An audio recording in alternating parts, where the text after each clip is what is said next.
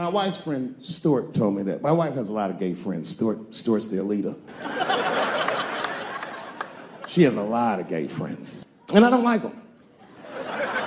Not because they're gay, I'm just judging them on the merits of their character. They're just not nice dudes. They're rude house guests. They're sitting on my couch, giggling with my wife, eating my mother macaroons. And I come in, they act like the party's over. Hey, Stuart, what's going on? This guy talks to me the way a cat would speak if a cat could talk. Hi, David. He always wants to have some kind of gay political argument. The last one was about a petition in federal court to take the words husband and wife out of the law. I said, well, why would you want those words out the law? He said, because it discriminates against same-sex couples. I was like, niggas, please save me the semantics. Just trust me, take your chips and get the fuck out of the casino. You're about to crap out. Go outside, talk that over amongst yourselves, and whichever one of you is gayer, that's the wife. I've never seen somebody in an office so high with the most just basic fucking solutions. We should not let any more Muslims in the country till we can figure out what's going on. Did he just say, figure out what's going on? Who doesn't know how to do basic math? Let's count it out. There's been 17 mass shootings in the United States. 4 of them were done by Muslims. None of those 4 Muslims were from any of the 7 countries in your stupid ass original band. The other 13 shootings were done by the Tiki Torch whites. And you don't see me trying to ban white people from the show to keep the rest of the audience safe. It's a fucking terrible idea because it's mean and it's racist. And most importantly, if there were no white people here tonight, I might leave this bitch with $1,800. This man needs to realize that we all need each other. And that's why we will never, ever be able to beat China. Because everybody in America is racist and everybody in China is Chinese. This guy, R. Kelly, got another sex tape out now. This guy makes more sex tapes than he does music. He's like the DJ Khaled of sex tapes. Another one. Like, damn. The new one's so bad that they didn't even show it. 16 times the girl's age was mentioned. Isn't that crazy? This motherfucker's an idiot. He was fucking her like, yeah, this is the best 14-year-old pussy I've ever had in my life. And she was like, you like this 14-year-old pussy? He's like, oh yeah, I love this 14. I'm like, man, you need to shut the fuck up. You gotta give your lawyer something to work with. You're supposed to be on the tape like, this is the best 36-year-old pussy I've ever had in my life. And then your lawyer gonna be like, Your Honor, clearly my client thought that this woman was 36. As he mentioned some 16 times in the tape. They gonna know you lying though, you know what I mean? Everybody knows no such thing as good 36-year-old pussy. It is wild, bro. Where you from, man? Where you from? New York. You from, what, Manhattan? Brooklyn. You are from Brooklyn, aren't you? You look like you can rob somebody with a hammer.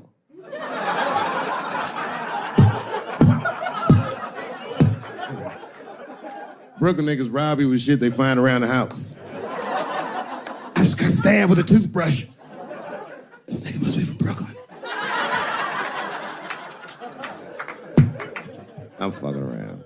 I think, okay, again, of all those letters, the T has the toughest road ahead. In fact, I think the T should stand for tough road ahead.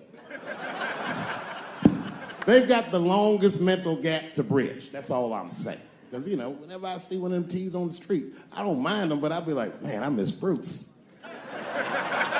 I'm sorry, guys. I'm 42. I remember Bruce Jenner. Before the Kardashians, before all that, this motherfucker was a white American superhero. It was amazing. He was beating Africans at track and field. We'd never seen anything like it. He was on my cereal box growing up. You know how much of that cereal I ate? Nigga, I didn't know he was gonna do that. I knew before you guys knew. I heard things on the street in Hollywood. You know, you just be out, see people. Hey, what's up, Kanye? Why the long face? Nigga, you'll see. I got 2 mother-in-laws now. There was a big dance coming up in the middle school. I was 12 years old. I said, Dad, can I go to the dance? He said, of course you can go to the dance. I want you to get out and meet some more kids. I said, great. It costs $3 to get in. And my dad said, ooh, sorry, son, I don't have it. I was like, what the fuck? You don't have $3? Well, then how are we alive, Dad? Dad said, if you want to go to the dance bad enough, I'll tell you what, there's some money in the change jar, get the money from there. I was 12 years old. That's what I did. I showed up to the dance early. There's a long line of kids waiting behind me while I'm at the door trying to count out 300 pennies to get inside. I will never forget this shit as long as I fucking live. Oh, man, you know, if you've been poor, you know what that feels like. You ashamed all the time. Feels like it's your fault. And all them kids was laughing, ha, ha, ha. Look how poor Dave Chappelle is. Like, when I think back at it, that's really the only time in my life that I ever thought to myself, I should kill everybody at school. No, this is what I mean. Okay, look, okay, you're an Asian dude. No, I say this with no disrespect, but we're all Americans, right? And we can agree that America has a huge body count all over the world, but nowhere more than Asia. Literally, if you look at history, recently, we have bombed the masculinity out of an entire continent. We dropped 2 atomic bombs on fucking Japan, and they've been drawing Hello Kitty and shit ever since. There's a lot of lady boys in the wake of our bombs, and I know these things because my wife is Asian. She's Filipino. All right, well, okay, so that explains it. Now you know why you see me at all those Filipino events. I'm not there picking up pussy, I'm dropping some off.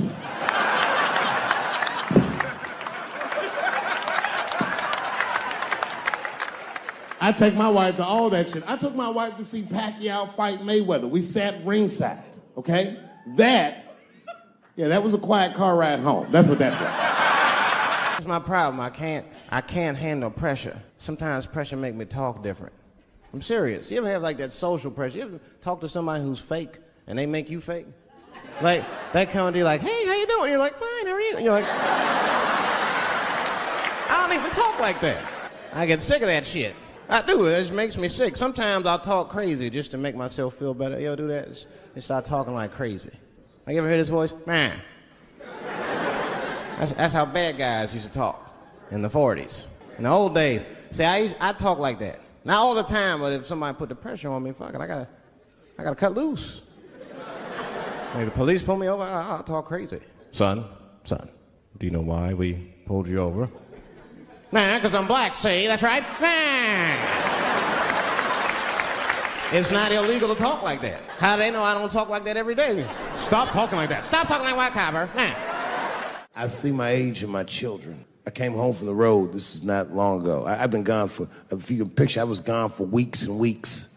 And when I came back, nobody was home. Now, one person in my family thought that maybe I'd like to see them when I got back. Like, they knew when I was coming back, but they just weren't home. And that shit was a wake-up call. But an empty house, that's some cold shit. And I went into my oldest son's room. I was like, hello, hello. He was gone. And I'd never done this to him before, but for some reason I just did it. I just looked through his shit. Just to see who this motherfucker was becoming. And I found these notebooks and I started going through the notebooks and there was all this wonderful poetry in them. And then I looked through his drawers and I opened up his middle drawer and I found this rolling paper. And I looked down at them papers like, oh, that's where that poetry's coming from. I'm doing a show somewhere, and I'm on stage, and I was a little drunk, you know.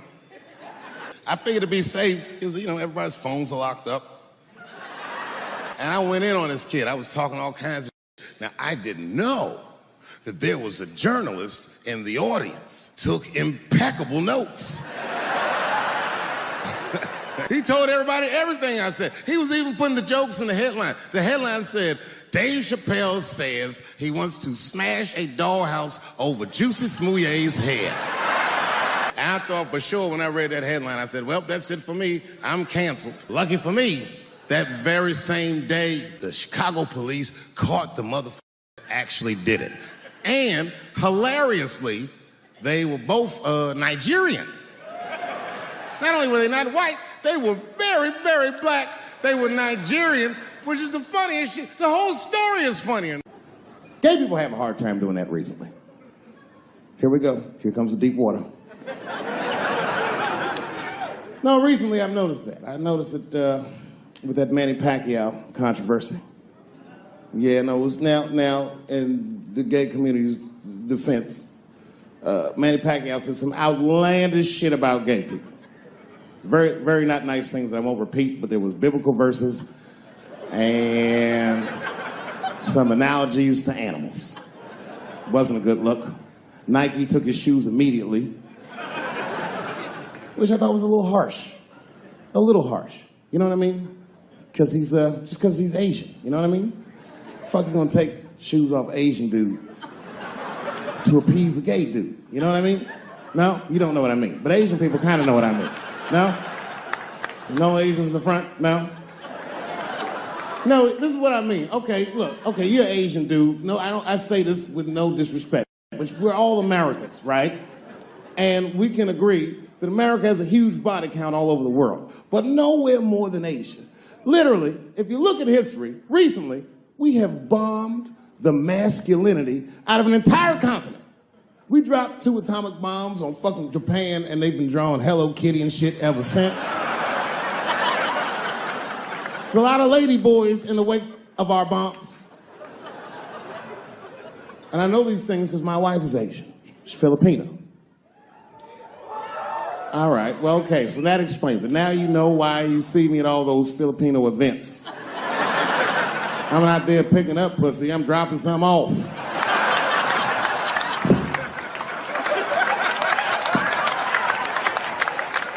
I take my wife to all that shit. I took my wife to see Pacquiao fight Mayweather. We sat ringside, okay? That was a quiet car ride home. That's what that was. But if you know what's popping in the Philippines, you know that they got a whole generation of kids in the Philippines growing up without their mothers. Yes. A lot of women in the Philippines go to the Arabian Peninsula, they come to the United back home, which is still one of the #1 staples in the Philippines economy, money that their expats send back to the Philippines. The men, on the other hand, are left rearing children, twiddling their thumbs, waiting on their wives' checks. These men have been fucking emasculated. And then suddenly, a boxer rises from amongst them and reinstates their manhood with his motherfucking fist. This is not the guy you're supposed to ask, what do you think of homosexuals? He's not your champ. Shit. That's why I don't have a sneaker deal, because if you say something that people don't like, they'll take your fucking shoes off. Road ahead. They've got the longest mental gap to bridge. That's all I'm saying. Because, you know, whenever I see one of them T's on the street, I don't mind them, but I'll be like, man, I miss Bruce. I'm sorry, guys. I'm 42. I remember Bruce Jenner. Before the Kardashians, before all that, this motherfucker was a white American superhero. It was amazing. He was beating Africans at track and field. We'd never seen anything like it. He was on my cereal box growing up. You know how much of that cereal I ate, nigga? I didn't know he was gonna do that.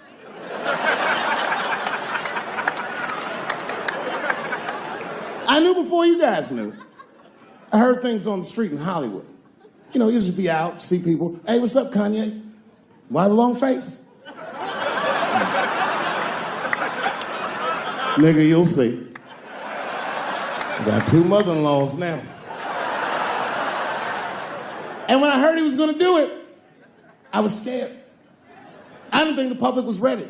I didn't think the media was ready. And you know what? I was wrong. Never seen anything like it. Welcome to the world, Caitlin. So long, Bruce. Hello. Somebody called me a nigga in traffic last Wednesday.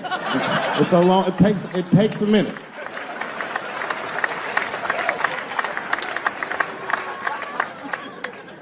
My wife's friend, Stuart, told me that. My wife has a lot of gay friends. Stuart's their leader.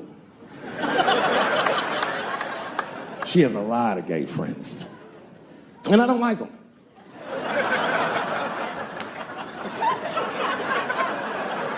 Not because they're gay, I'm just judging them on the merits of their character. They're just not nice dudes. They're fucking rude house guests. They're sitting on my couch, giggling with my wife, eating my motherfucking macaroons.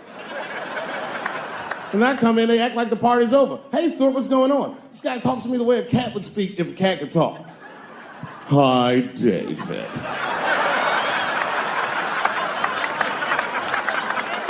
Stuart, what's all the beef, man? What's going on?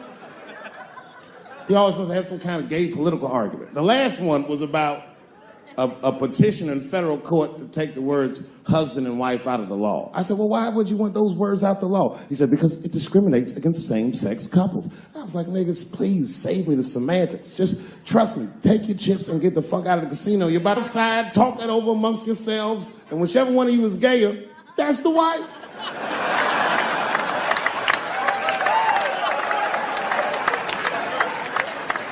No, Stuart didn't like that. Stuart educates me about this movement, you know what I mean? I didn't even know shit about it. He told me it's called LBGTQ. I was like, what the fuck is the Q? Does that even make sense, Q? Turns out Q is like the vowels. That shit is sometimes Y. It's for gay dudes that don't really know they're gay. You know what I mean? Like prison fags who are like, well, I'm not gay, nigga. I'm just sucking these dicks to pass the time. I'm not G, I'm Q. Ugh.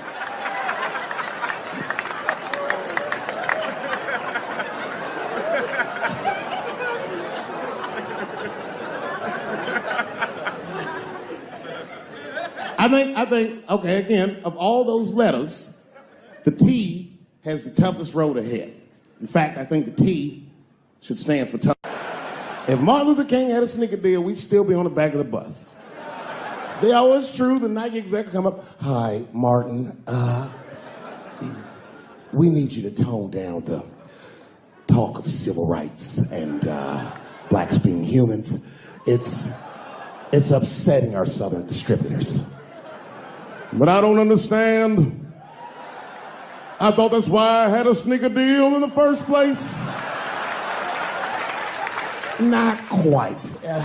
Really, it's a walking shoe, and we like the marching, but try to understand. Fuck that shit. You know, I get it, though. I understand why gay people are mad, and I empathize. You know what? I'm just telling you, this is a black dude. I support your movement, but if you want to take some advice from a Negro, pace yourself. These things take a while. Just because they passed the law doesn't mean they're going to like you. Because Brown versus Board of Education was in 1955. I was shocked. Is this happening? Wait a minute. Is this a time in American history when an American can make a decision for themselves, and even though other Americans don't understand it, they'll support it and let this person live a happy life? Is this what's happening? If it is, then good for America. That's Dave Chappelle, the American. Although Dave Chappelle, the black American, he was a little jealous. I was like, how the fuck are transgender people beating black people in the discrimination Olympics? If the police shot half as many transgenders as they did niggas last year, it'd be a fucking war in LA. I know black dudes in Brooklyn, hard street motherfuckers that wear high heels just to feel safe.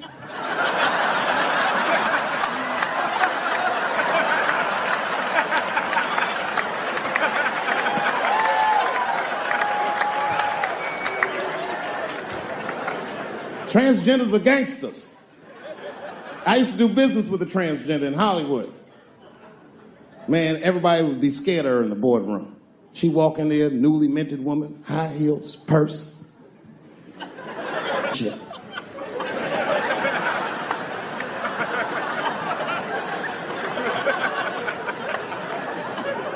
And then she walked to the head of the conference table, stare at us all, reach in the purse, pull her old dick out and throw it on the table.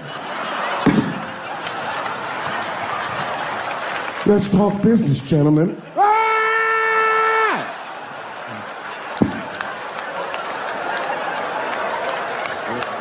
Shit is scary as fuck. If your best friend pitched that to you, you'd be horrified. Yo, nigga, let's go to the hospital and cut our dicks off and make pussies out of them shits. What?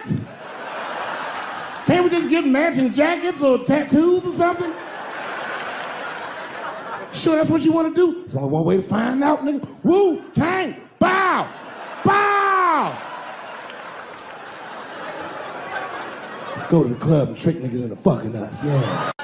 I know it's fucked up, but I tell you the truth. You know, everything's funny. Everything's funny till it happens to you. 3 months A mere 3 months after that terrible attack that Chris Rock endured, I was on stage at the Hollywood Bowl, and a lunatic jumped out of the crowd and attacked me. Now, I gotta tell you, if it happens to you, you don't even know what the fuck is happening. It was like slow motion. I just looked over. I don't know this nigga. I just looked and said, oh my God, I'm being attacked. And this motherfucker was ragged. He jumped at me. He was like, I'm old, but I'm fast. I caught this motherfucker's head with my hand and pulled his hoodie over his eyes. I can still feel his head in my hand. It was spongy. He had been growing dreadlocks. Not the beautiful dreads that Rastafarians grow. These were accidental LA homeless dreads.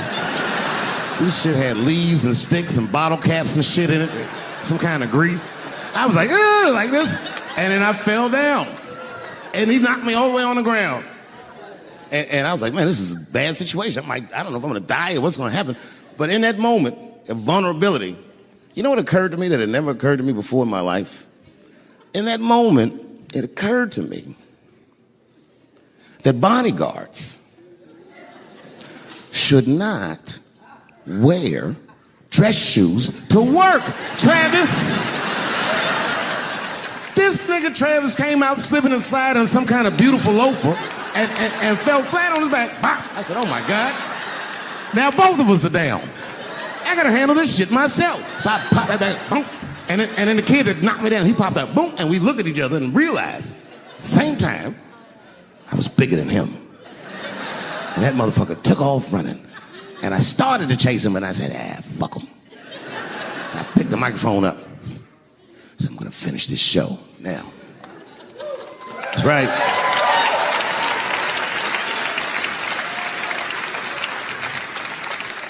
For 3 months before that, I'd been making fun of Chris Rock.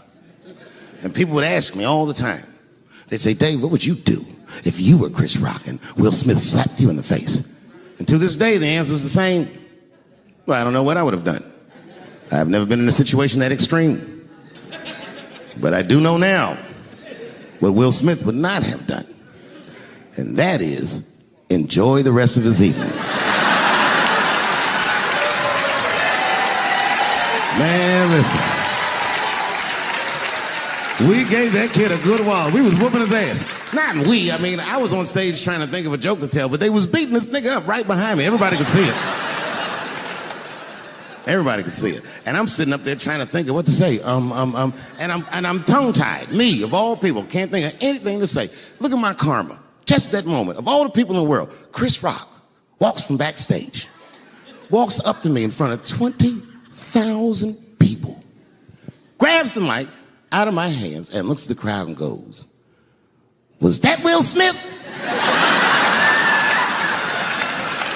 Man, motherfuckers fell out of their chairs laughing. I was standing there looking stupid. I was fucking furious because I'm thinking in my mind, nigga, this is my attack. You got attacked 3 months ago. Now you have jokes. So I snatched the mic back from Chris and tried to get one off, but my shit did not go good at all. I didn't know what to say. I was just like, it was a trans man. And the crowd was like, boo. It's LA, we like trans people, boo. I know, I felt so bad. I felt so bad. But I know why I did it. You'd have to be there to understand, but man, when that guy tackled me, it was like it's like a movie or something. You gotta picture this. Picture a famous person you like. Every famous person you could imagine was at that show. It was like the biggest night that Hollywood had ever seen. And when that guy tackled me, he cleared the bleachers. I had to watch the tape afterwards to know this happened, but as soon as he tackled me, Jamie Foxx was the first motherfucker that jumped out of the crowd. He was wearing a white cowboy hat like he knew this shit was gonna happen to him. Never seen this nigga in a cowboy hat before. And Jamie started chasing that motherfucker around like any given Sunday. And that kid was fast as shit, was juking and shaking, and he broke Jamie's ankles, and he just kept running. And then Jon Stewart from The Daily Show ran from backstage and jumped at this motherfucker like Super Jew. He was like, ah! And the kid seen John coming, so he jumped back, and John went flying that way. And this kid was fast. And then he turned around. He sees the emergency exit. He starts running for the emergency exit. Just before he got to the door, motherfucking Puff Daddy from Bad Boy Records jumped in front of the door. That nigga was like,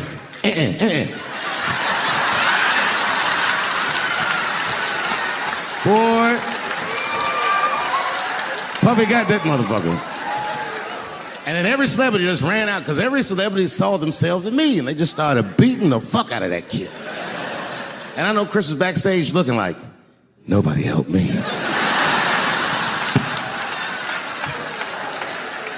Everybody hates Chris.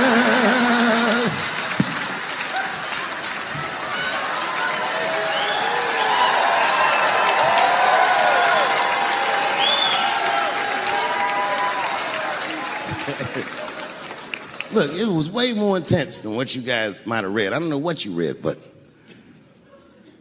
the kid, while we was beating on him, reached in his waistband, pulled out a .22 caliber pistol. That shit was mayhem.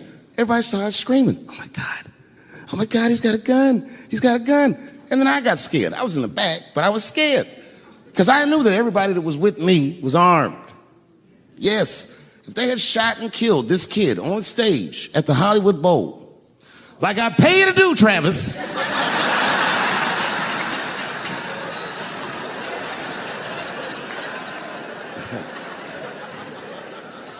But Travis G'd up. Travis wrestled the gun out of the kid's hand, and then he took it like this and tried to chamber the round, and he couldn't. So he pulled the trigger, and it wasn't a gun. A knife blade popped out of the front. I guess this kid was gonna stab me.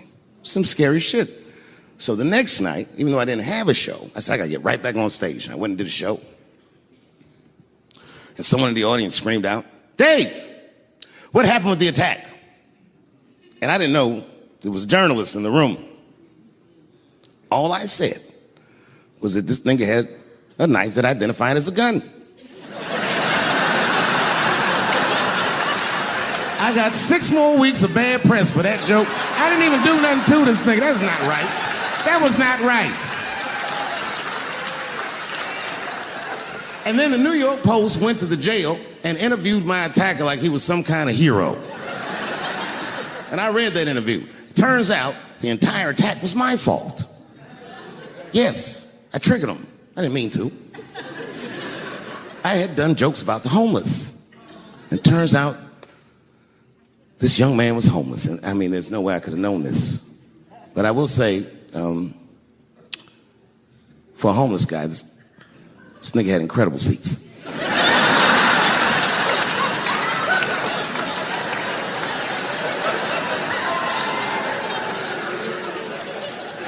Oh, and they said I triggered him because I had done LBGTQ jokes, and it turns out this fella was a bee. That was the headline of the article. It said, Dave Chappelle's alleged attacker is bisexual. I said, alleged attacker? This motherfucker definitely attacked me. I'll show you the tape. He's allegedly bisexual. I'm gonna need to see him suck somebody's dick before I believe the rest of this article.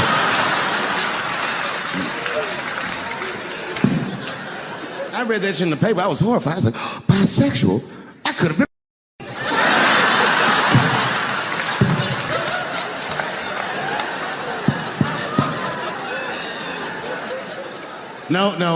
No, you know what though? It's not funny because after all that madness ensued, I went to the hotel room.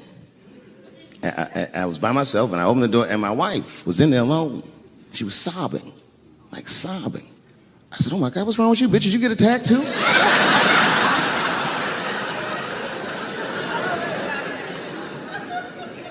And she's crying. She said, oh my God, David. She said, if you had died tonight,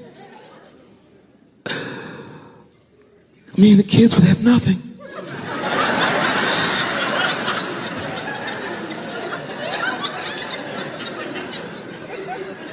Then I knew it was serious. So I sat down on the bed next to her. And I reached in my pocket, I pulled some keys out that she'd never seen before. She said, oh, what are those keys? And I gently placed them in her hands. I said, sweetheart, those are the keys to my safe deposit box. God forbid anything ever happen to me. But if it does, don't even worry about it. You and the kids have everything you need in that box. I've already taken care of it. And she was looking at them keys, and I could see her mind realize what we were actually talking about. And then she just started crying harder. And to be honest with you, that made me cry a little bit too. And we hugged each other real tight.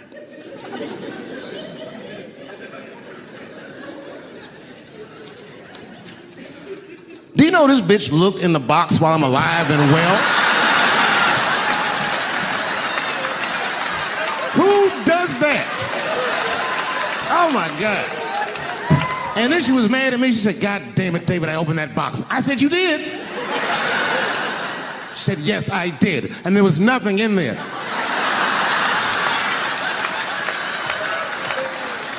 I said, nothing? Oh. She said, nothing except your stupid joke book. I said, whoosh. I said, well, sweetie, look. If you tell those jokes exactly how they're written, you and the kids should be fine. They're really good jokes.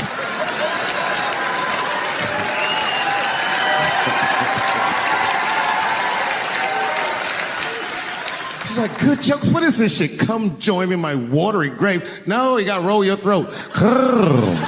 Join me in my watery grave.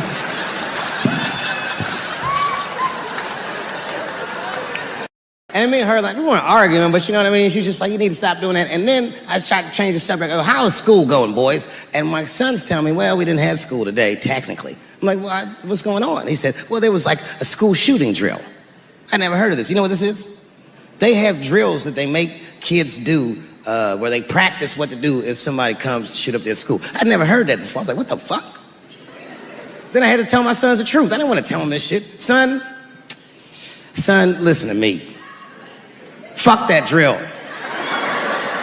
Somebody comes to your school and wants to shoot it up, I'm just gonna be honest with you. You probably gonna get shot, nigga. I'm just being real. You got a famous dad. I talk a lot of shit. They gonna be gunning for you, little buddy. Just stay low and run in a zigzag pattern and don't try to save anybody, son. Do you understand me?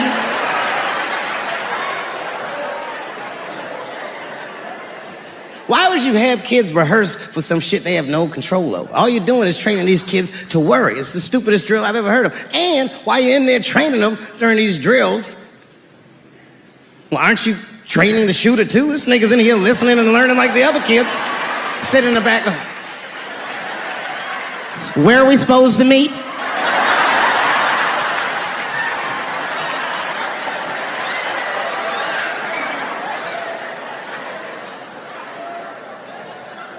If you're a parent, this shit is terrifying. This shit is real scary. All the parents is looking at each other crazy. Because we know as parents that one of us is raising the shooter. Just don't know which one of us it is. All we know for sure is that if you're a white parent, the chances that it's you is exponentially higher than the rest of us. Shooting up school is a white kid's game. It's fucking crazy. You know, I hated school too. It never occurred to me. Kill everybody in school? It's fucking crazy. Just do what I did, nigga. Try some things. Have you skipped school, nigga? Skip school. Take a walk and meet some other kids. Fuck school, nigga. Try drugs. Have you tried drugs out, nigga? That might...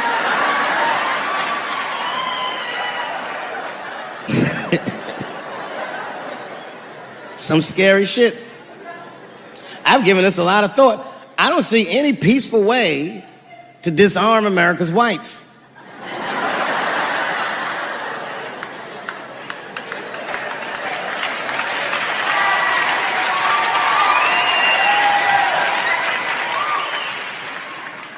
There's only one thing that's going to save this country from itself. Same thing that always saves this country from itself. And that is African Americans. Right. And I know the question that a lot of y'all have in your minds is, should we do it? Yeah, fuck yeah, we should do it. Listen, no matter what they say or how they make you feel, remember, this is your country too.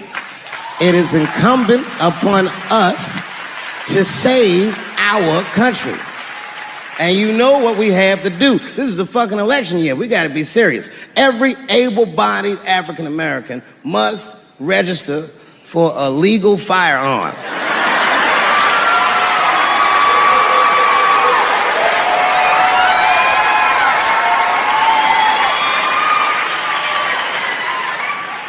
That's the only way they'll change the law.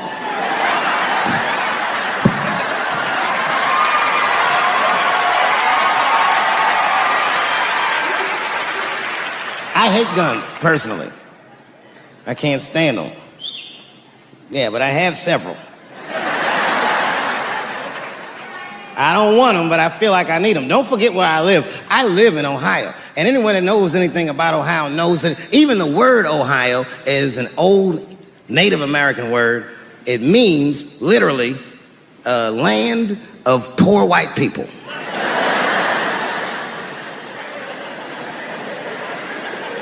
And I don't know what's going on down here, but in my experience, poor white people love, and I mean they fucking love, heroin. They can't seem to get enough of it.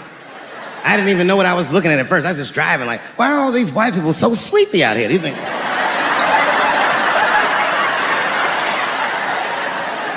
It's really bad.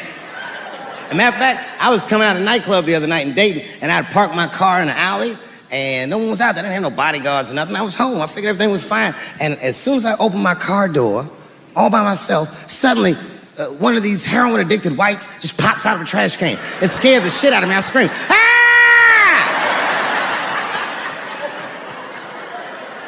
And then I realized it was a woman. She was fucked up. She's like, hey, man, relax, okay? I'm sick, all right? I need some drugs, man. Please, I'll suck your dick for $5, man. I was like, ugh. 2.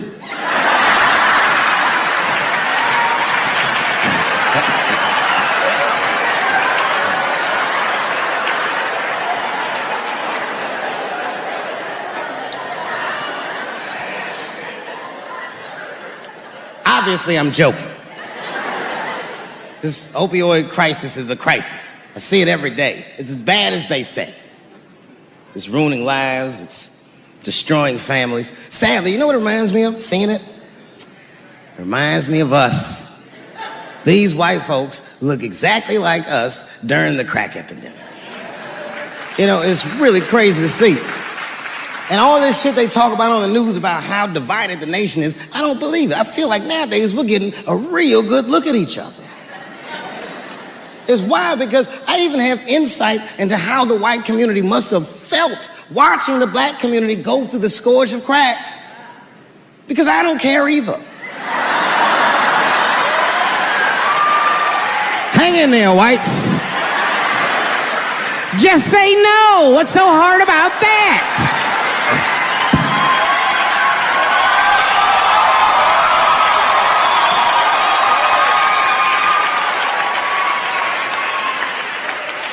Remember when y'all said that to us? But it's okay. There's no grudges. Now you finally got it right. Once it started happening to your kids, you realize it's a health crisis. These people are sick. They are not criminals. They are sick.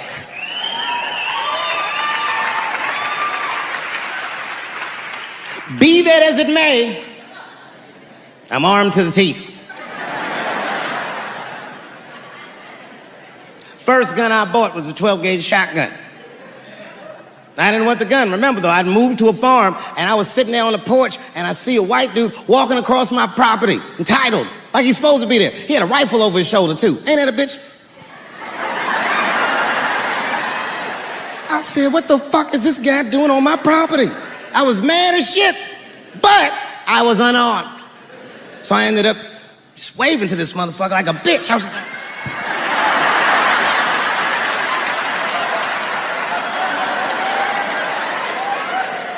And as soon as he got far enough away, I ran to my car and sped to Kmart.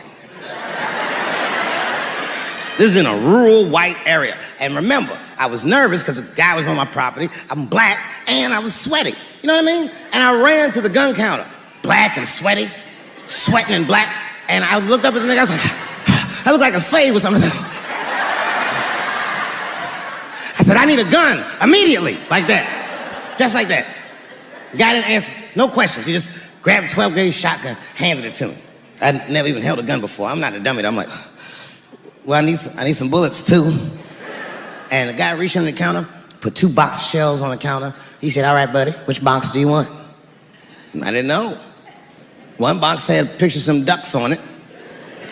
The other box had a picture of some deer. I said, well, what's that box with them ducks? He said, oh, that there's birdshot.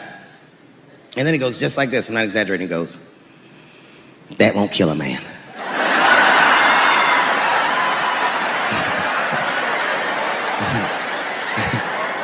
He said, it'll just pepper him up nicely. I said, what the fuck? Pepper? You know what it means to pepper a motherfucker up? It means that when the shell explodes, hot BBs will shoot out of the barrel of the gun, not killing a motherfucker, but penetrating their skin and shallow flesh. Boy, that's gotta hurt. Hot BBs? Ha ha! Remember when Dick Cheney shot a motherfucker in the face and he lived? That was birdshot. I said, well, what's that box with the deer on it? He goes, oh, that there's buckshot. That'll put a hole in the goddamn truck if you wanted to. Dave Chappelle.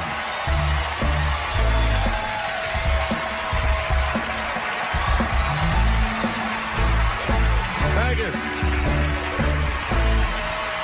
Oh, boy, I'm very nervous. No pressure. During the Civil Rights Movement, I can't read what's on the teleprompter.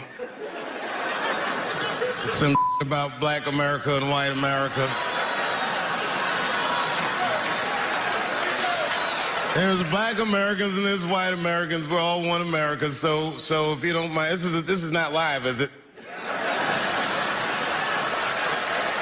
I imagine whatever I say, you could just edit it out. Let's try it a few ways. Lou, are you in the booth? I am. All right, good.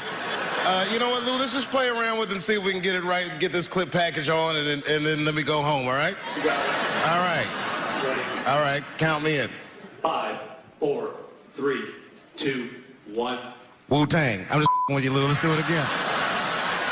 We're gonna do it again. We'll get it right. Here we go, Dave. 5, 4, 3, 2. You know, when I was a comedian starting out in Washington, D.C., right here in this city, 1988, I'll never forget this. It was a comedy club owner that banned profanity from his comedy club. He said it offended his audience, and this was a cause of major concern for all the comedians in the circuit. And we all called a meeting, and we had the owners come, and it was the club owners, and it was the comedians. It was the classic labor dispute. The club owners laid out their case. There cannot be profanity in these clubs because that offends people. And there's a comedian who's still a good friend of mine to this day. He lives right here in Washington, D.C. He stood up and he said, he's black, I should tell you because it's important to the story. He says, I use profanity because I live a profane lifestyle. He says, I don't have an insect infestation in my house. I have roaches.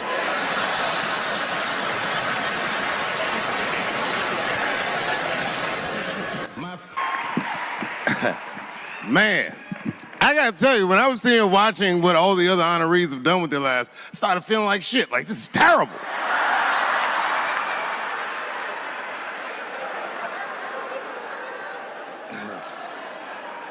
And then Bobo brought me up and started out good with that Ali picture, and then it just... But that coloring book that was in the picture, I know the Ali's are here, that coloring book, my mother has it. And the champ, he signed it. You know, the greatest, he signed it, Muhammad Ali. And his sparring partner was there that day. And his sparring partner signed it, said the next heavyweight champion in the world, Larry Holmes. And he was. And 2-year-old Dave Chappelle colored all in that shit and just ruined the book.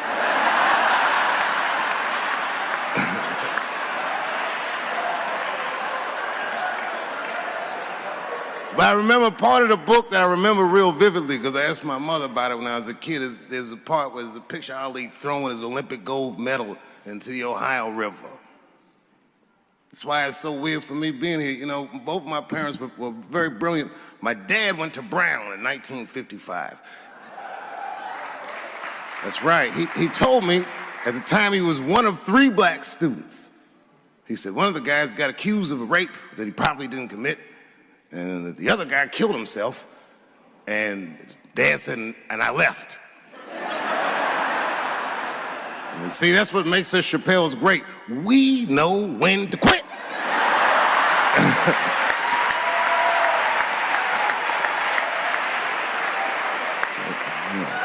They all just live to fight another day.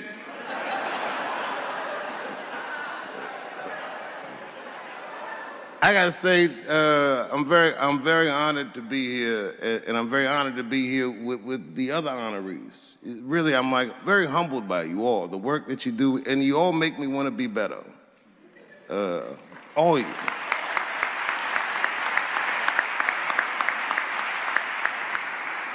And you know, I was gonna stop doing stand-up for a while because 4 comedy specials in a year is like, that's a lot, you know. But you know, shout out to my colleagues in comedy. I just want to say that in a way, this for me belongs to my mother primarily, who was an African American studies professor, and a lot of the content that I say, she raised me well. I'm not an uninformed person. But also, you know, my colleagues in comedy, like comedians have been getting beat up pretty bad recently, and we're somehow nowadays expected to speak with the precision of attorneys or politicians. We are not. I always think of James Baldwin. You know, James Baldwin was one of my favorite writers because he managed to tell white people what they feel like to be around.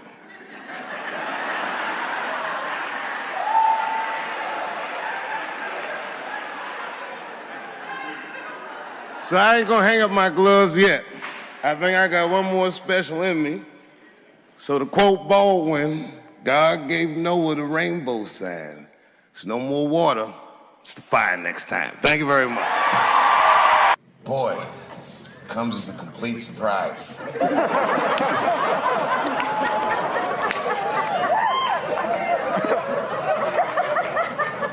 I mean, I read all the reviews, and they said so many terrible things. They were embarrassed for me. I had lost my way. It wasn't even worth watching.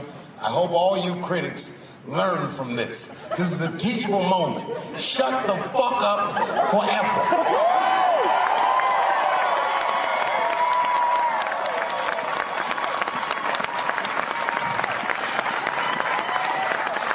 Two in a night.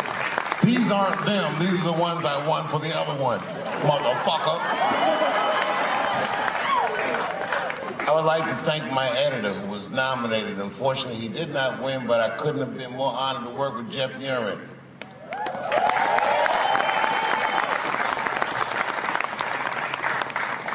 Stan Lathan has been directing television since 1968. Any show that I watched when I was growing up, he directed it. From Sesame Street to Sanford and Son to Good Times to Everything Black. And finally, you motherfuckers finally gave him an Emmy tonight. He deserves so much more, but I'm glad you came around.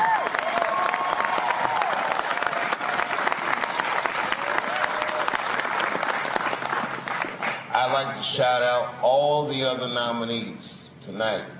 Tiffany Haddish and Patton Oswalt and Hannah Gatsby and Brother Mulaney. You guys are an inspiration to me, and I'm honored to be nominated with you. I'm sorry that you didn't win tonight, but who gives a fuck anyway? It's a special night because comedy gets to be itself. It's all we've ever wanted. I hope the war is over. We good? And as always, I'd love to thank my wife, Elaine.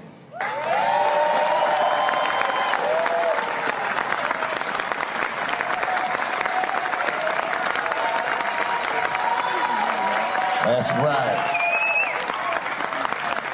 Elaine has been with me for the last 25 years and had to endure the pains of living with the greatest comedian ever.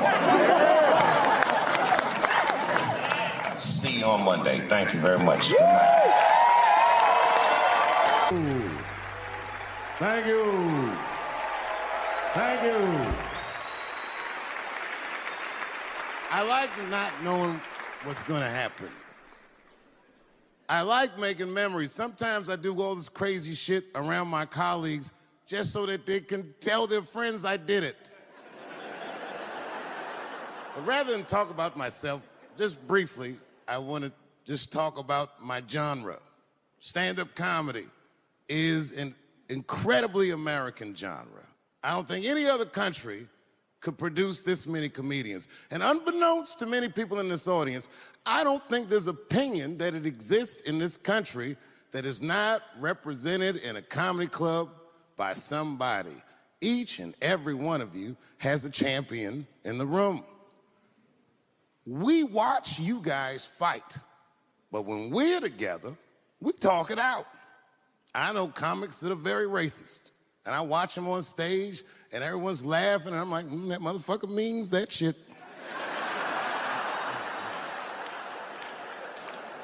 Don't get mad at them, don't hate them. We go upstairs and have a beer, and sometimes I even appreciate the artistry that they paint their racist opinions with.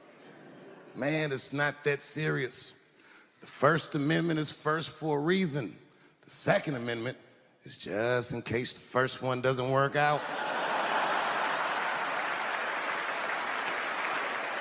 We gotta let some air out of the ball, man. The country's getting a little tight. It doesn't feel like it's ever felt in my lifetime. So tonight, I am honored that my colleagues are here in comedy and in music.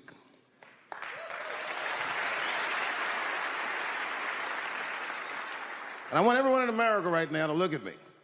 Look at me smoking indoors.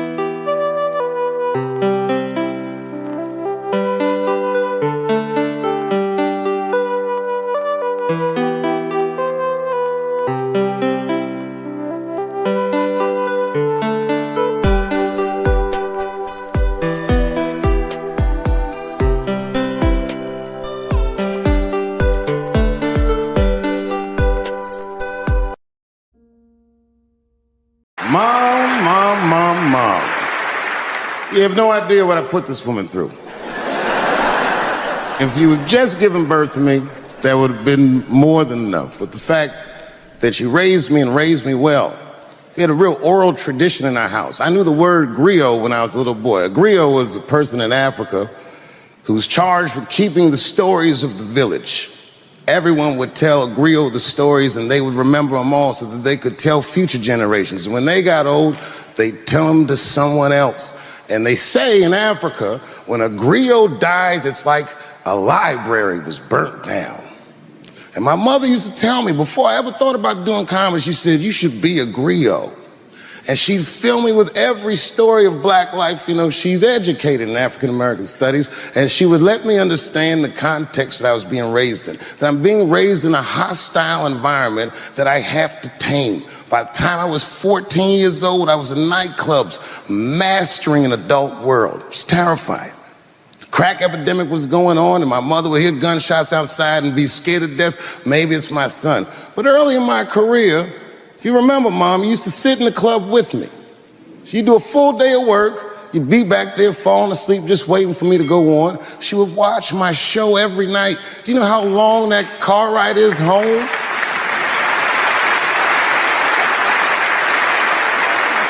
How many of you have ever heard your mother say, pussy jokes were a little too much tonight, son?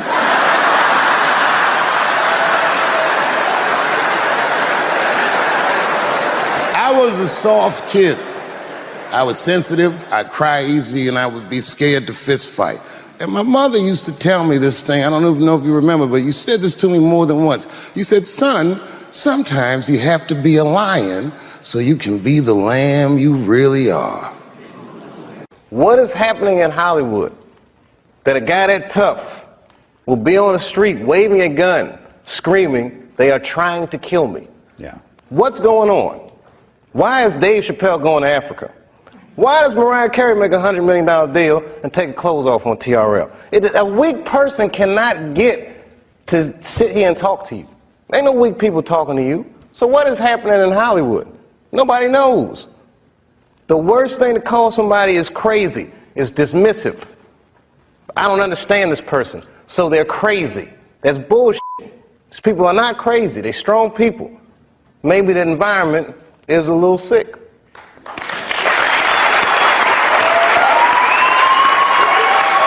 I gotta tell you something, and I don't talk about it often. Have you ever worked all your life for something and have it not work out? That happened to me. It was tough. Think about it. I was gone for 12 years. It's not a little bit of time. It was hell. I watched other niggas that I knew become very famous. I watched the world go on without me. I mourned the loss of it, and after a while, I didn't care. Coming back was terrifying. I understand what I am.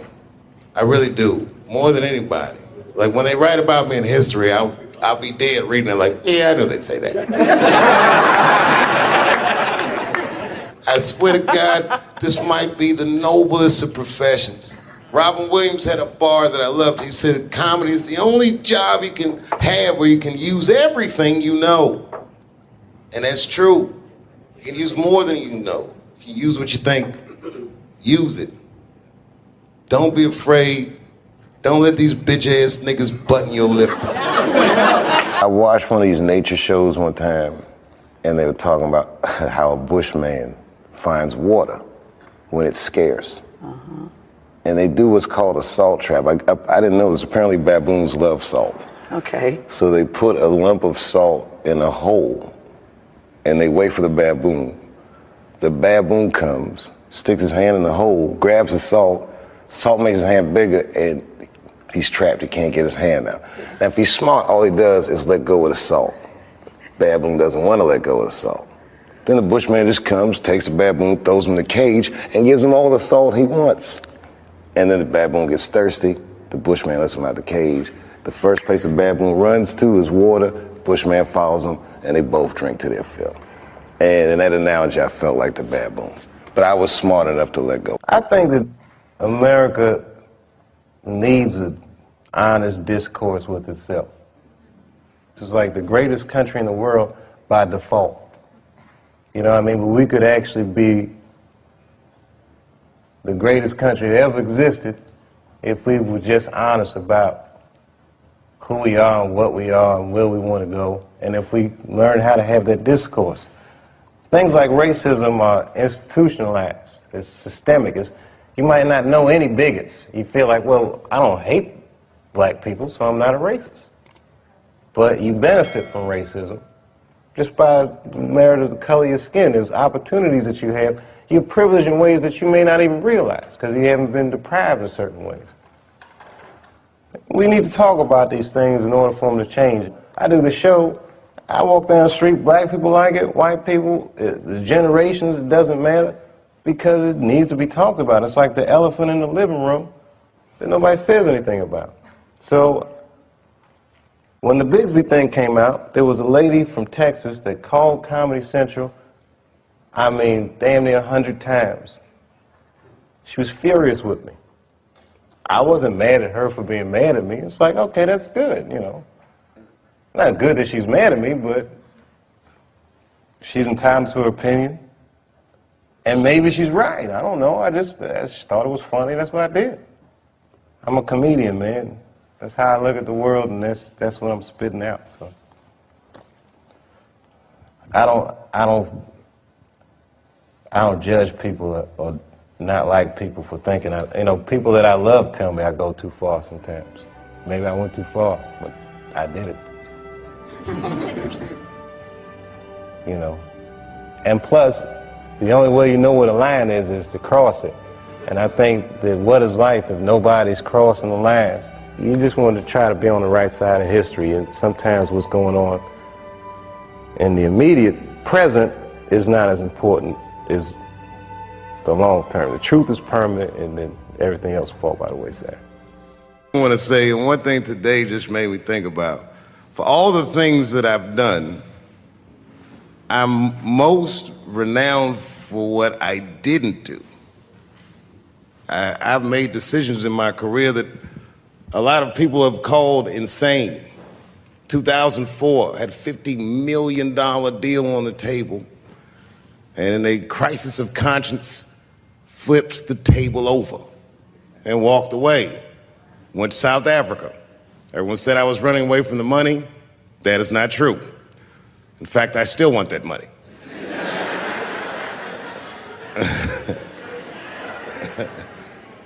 The idea that I wanted to just share with you guys is the idea that sometimes you do what you think is best, whether anybody understands it or not. I heard a story about my father where someone told me he used to do statistics for a company in D.C. The company he did statistics for started doing business with the South African government, so he quit his job. It's caused a lot of problems between him and his wife. It's hard for a man when he can't provide for his family the way he wants to, and he suffered through it. And a generation later, when I had my crisis of conscience, I was able to go to a free South Africa and get away from the heat. This idea that what you do in your lifetime informs the generations that comes after you is something I keep thinking about, something that is so much bigger than just ourselves. And today I'm standing in front of you guys, and I know you guys are like, oh, I know you're bored. But I see family of mine in the front row some who I've never met, and I just realize how all of us are connected. That my great-grandfather built something more substantial than buildings. He built a community, and he built, more importantly than a community, he built a way. You know, so I'm very grateful. Very grateful. Hello, police. I just saw him saying, you know what I mean? He's standing over like, so this is what black people talk about.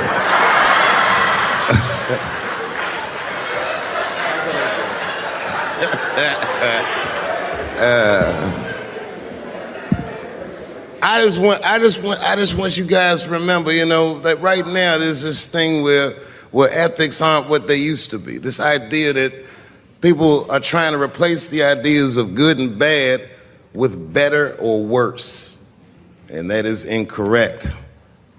You gotta keep your ethics intact because good and bad is a compass that helps you find the way. And a person that only does what's better or worse is the easiest type of person to control.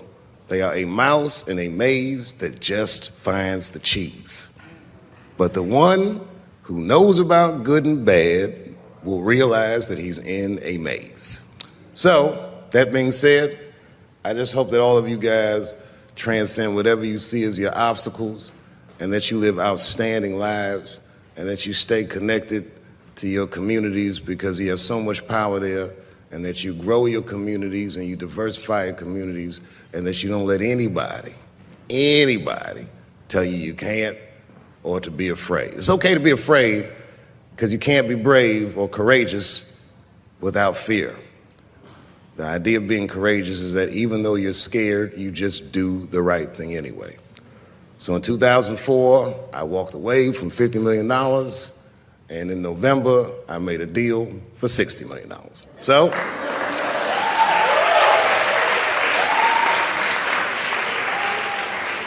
although I am not the most famous comedian of my time, I would like to know what their great-grandfathers did.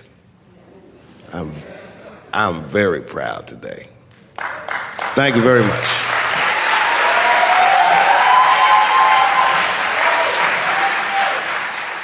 Yeah, you know what? Just for yeah. Come here, David. Come here, David. Come here, David. Face this way. Come here, Chris. On some real shit. All right. Fucking go. Does this guy work here?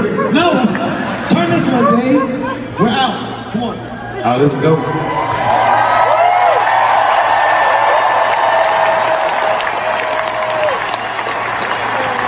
Hey guys, you can't make history without people at the end of the day. Kevin, wait. What? My tequila? Is this your tequila? Yes, Dave, it's my tequila.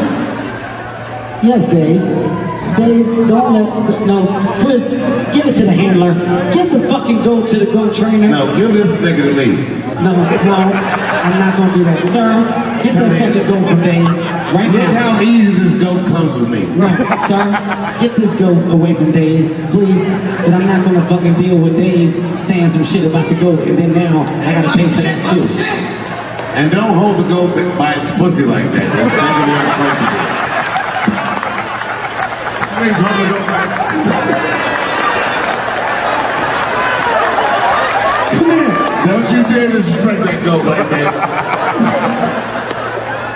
Come on. Here, Chris. Boy, I had a lot to drink. I gotta tell you. Dave, here. Here. Here.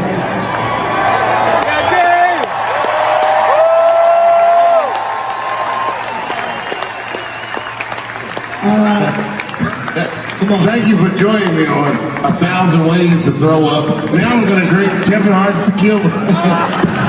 Hey. We're gonna end with a fucking bang, man. New York, it doesn't feel right if you're not at the Garden. You guys are the Garden. By the way, we love you. We fucking love you. We love you. What a night. Dave, get your drunk ass off. No, wait.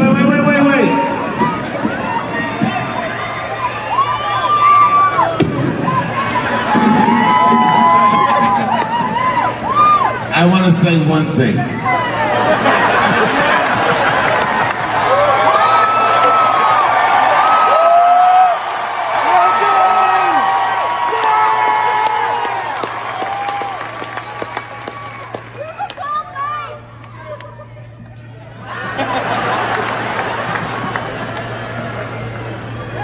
Listen.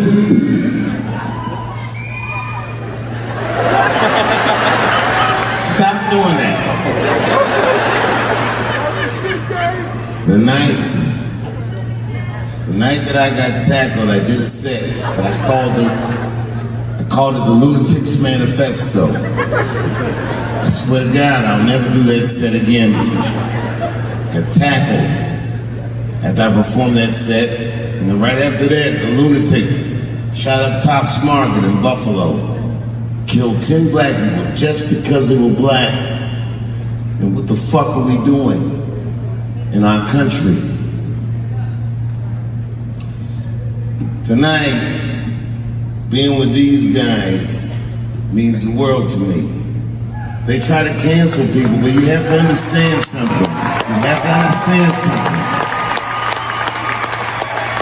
I've been doing this for 35 years. 35 years. comedians. We go to their birthday parties. We go to their weddings. We go to their babies' fucking baby showers. We go to each other's funerals. If someone like Louis fucks up on the street, I could care less. That's my friend, and I always hope to see him again. This cancel culture, I get it. I want justice too. But my man, these men and women that do stand-up comedy have a culture. It can be very hard for you to understand. And I've said it before, each and every one of you, no matter what you believe, has a champion in our room. And we would never silence each other. And when my brothers call me, I come running. Make some noise for a show that used to cost $8. It's in Madison Square Garden tonight. Chris Rock, Kevin Hart, and Dave Chappelle. Thank you very much. And good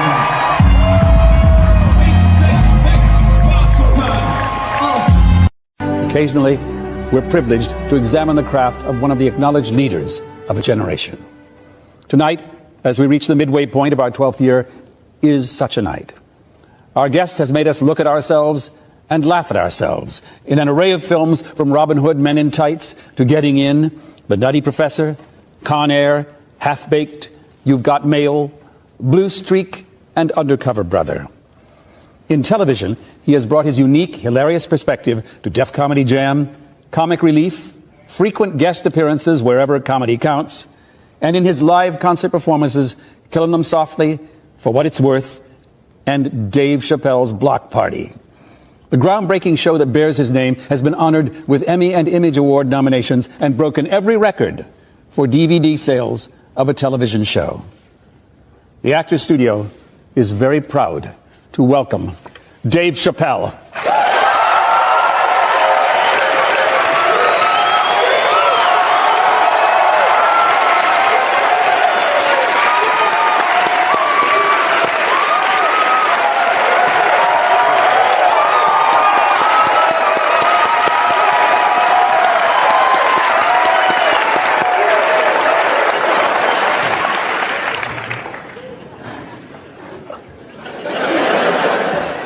Everybody's waiting to see how crazy I am.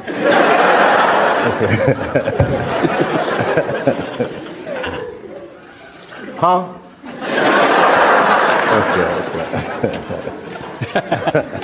For 11 and a half years, my job on this stage has been to trace for our students the journey that has resulted in the artist in that chair at this moment. It begins always logically at the beginning. I'm sorry for What you didn't know is that I'm really funny. He appreciates me. Sometimes you don't. He does. Oh. Where were you born, Dave? Washington, D.C. What's your father's name? William David Chappelle. And your mother's? Yvonne Reed Chappelle. What were they doing in Washington when you were born? How did you happen to be there? I have no idea. I know sex was involved. And then somehow, no, I'm just kidding. Wait a minute. What were my, you know, it's funny. My mom and my dad are very educated people. My dad was doing some corporate. I think he was doing statistics. In the course of this series, we've constructed an honor roll of impressive mothers. My research has indicated to me that your mother belongs in that number. She's going to love this. But I think she deserves that. I do too. What's her educational background? She got a master's in divinity, a PhD in African American studies, and something else about some sociology. She's got a stack of degrees in the house somewhere. Didn't she have a career in the Congo when Patrice Lumumba? Yes, she worked for Lumumba. He hired her himself, and she worked there during the Civil War. She was there when he was assassinated. What did your mother do when she returned to the United States? She opened the Belinda Center at the Central State University. This was in Ohio? Yeah, in Ohio. My research indicates that she established what may have been the first PhD program in black studies. in 1974. Yeah. She was a pioneer. Yeah, she was, and in a lot of ways, I think she still is. You may know or may not know, she taught Lingala. That I didn't know. It's a Congo language. She taught it at Central State University. Did she share any of her linguistic gifts with you? I barely speak English. Your father also had an academic career. Yes. Where did he teach? Antioch College. It's in Yellow Springs, Ohio. It's a real, hippie town. It's a hippie college. It's the hippie college. Yes, it is. Antioch, if you'll remember, is the school that had the sex policy. Ask every step of the way. May I kiss your breast? Did you have any siblings? I have two. I have a brother and a sister. Where'd you go to elementary school? Woodland Elementary, Silver Spring, Maryland. With an academic environment at home, how did you do in elementary school? Very poorly. Why? I never liked school from the first day. I just walked in there and said, I hate this place. I hate its guts. I hated school. And I know it's not good to say to students, but the way my mom introduced me to school was kind of traumatic, because she didn't tell me I was going. She's packing a lunchbox and all this stuff was happening, and I thought we was going for a walk. And then we walked into school, and she was like, I'm bouncing. I was just in there. And I cried, man, I cried. And these kids were just so mean and evil. I don't know if people remember their first day of kindergarten, but it was like, I felt like all these kids had met each other before, and I was the only one that didn't know anybody. And I got in a fight. This kid, I still remember his name, Paul. We were coloring it. He was coloring corn green. That really bugged me. And I told him that corn was yellow, and he started hitting me, and I was like, this is the coldest shit that's ever happened to me in my life. It was just like instantly life had changed. So color was already an issue. Color was an issue. You guys very good?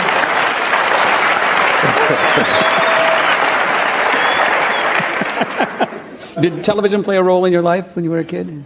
I watched an incredible amount of television. Before I could tell time from a clock, I would tell it from a television. That I could turn on the TV and say, oh, this is on, it's 7:30.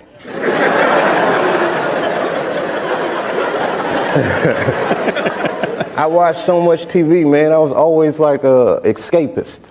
Yeah. You know, I was the odd kid out. Like, I didn't tell you this about my first day in kindergarten. I peed in the nap time. I peed, which instantly set me apart from everybody. Like, you can't do that. Right.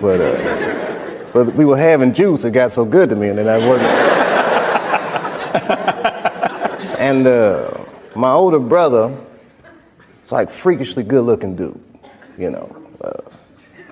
Me, I mean, I'm all right. But, you know, everyone in my family was light-complected, except for me. And I'm telling you, from a young age, I noticed people were treating me different. But I didn't understand why they were treating me different. Yeah. And I do believe to this day that that had something to do with it. Excuse me.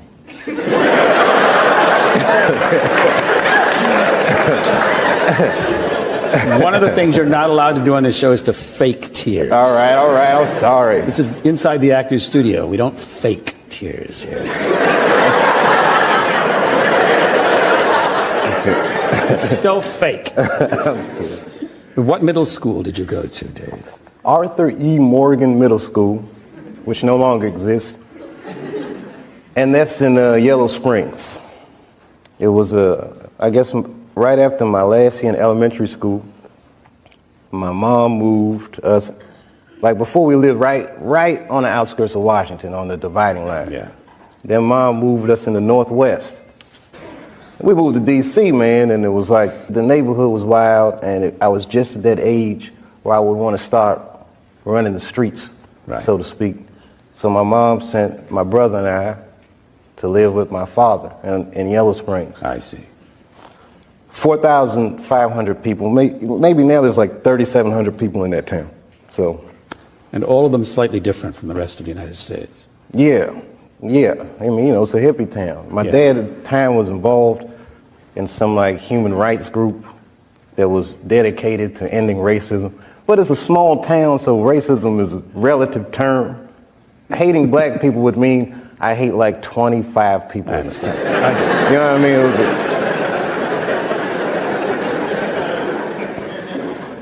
How old were you when your parents separated? My parents split up when I was 2. And I don't remember them married. What high school did you attend in Washington? Duke Ellington School of the Arts. Well, first I went to Eastern High School for half of a school year. I transferred to Duke Ellington. See, this is the thing. When I came back from Ohio, like I left when I was like 10, almost 11. I came back when I was 13, going on 14. While I was gone, crack had come out. So I got like a before and after. It was like a crack bomb had gone off. Like DC during the crack epidemic was probably one of the worst cities in America. Definitely was the murder capital. My freshman year of high school, 560 kids my age murdered. It's heavy, man. Everybody I knew sold cracks. Only God knows how many people were smoking crack. And that made a real big impression on me. That and the fact that D.C. is a very segregated city, especially at that time. Statistically speaking, to this day, there's not one poor white person in Washington. There's a lot of poor black people in Washington. So these are the things that I'm seeing, and I didn't like that shit, man. I didn't like going to Eastern. So I was going through a real tough time, man, like just readjusting. And my mom bought me this Time magazine with Bill Cosby on the cover, Cosby Inc. Me and the guy had a lot of stuff in common, like some of the quotes he would say. And I just remember, like after reading that stuff, I put it down, and it was like, I'm gonna be a comedian. And man, I'm telling you, I could see it so clearly, man. This is it. I was so excited. I told my family, I have an announcement to make. I'm going to be a comedian. It was like real. Because I was always funny. I'm the youngest kid. The youngest kid in the family usually plays that role of the tension breaker. Right. I was that dude. And that's when my mom suggested that maybe I go to a comedy club and check it out. Live comedy is the most incredible thing in the world to me. Like the first time you see a dude just standing there talking, and every joke he was saying just hitting, it was working. Every weekend I would go, I'd get a little money, and to the point they started knowing me, I'd just sit in the crowd and I'd just be watching. And then on Tuesdays they had an open mic, and I go on Tuesday to see why people weren't working. Weekends were to see why people were working. Tuesday I was figuring out what's wrong with these people. To watch a comedian bomb is one of the greatest things in the world. I love it. And then at that point, I was talking to a comedian after one of the shows, and the owner of the comedy club, and they were both saying, if you want to be a good comedian, you got to take acting classes. And they didn't explain it. But after that, I went home and I said, Mom, I got to take acting classes. And that's how the Duke Ellington thing started. That's a school of the arts, right? Yeah. And what did you study there? Theater. The school is incredible. Classical acting, modern acting, improvisation, technical theater, script analysis, script writing. Did you work while you were in school in Washington? Yeah, okay. Let's run down the list. My first job, summer, between 87 and 88 school year.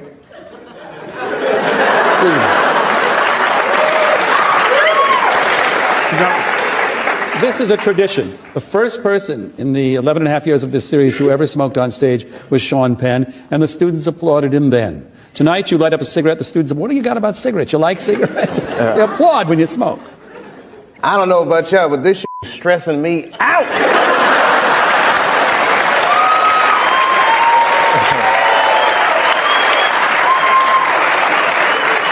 I feel like I'm confessing and stuff. There's everything feel like I'm on trial in this.